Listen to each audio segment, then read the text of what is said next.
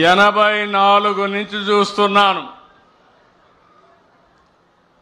ఆ రోజు ఎక్కడో రాజీవ్ గాంధీని హత్య చేస్తే మాచర్లలో ఉండే రౌడీలు ముఠా నాయకులు ఇక్కడ ప్రజల ఆస్తుల్ని విధ్వంసం చేశారు. అవునా కాదా అని మిమ్మల్ని అడుగుతున్నా.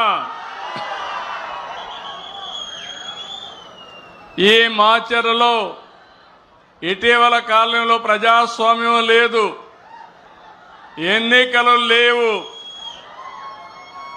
వీళ్ళు ఎట్ట తయారంటే చరిత్రలో కొంతమంది డిక్టేటర్లు ఉంటారు.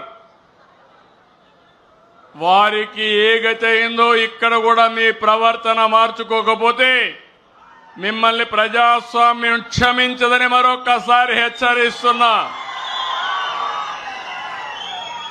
ఇన్ని సంవత్సరాల అనుభవం ఉండే నేను ఆత్మకూరులో బాధితులు తీసుకురావాలంటే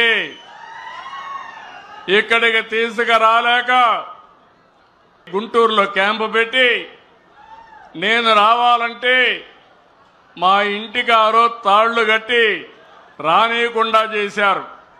ఆ రోజే చెప్పా, నా ఇంటికి తాళ్లు కట్టారు కానీ మీ మెడకు ఉరి తాళ్లు వేసుకున్నారు, జాగ్రత్తగా ఉండమని అప్పుడే చెప్పాను. అదే జరిగింది.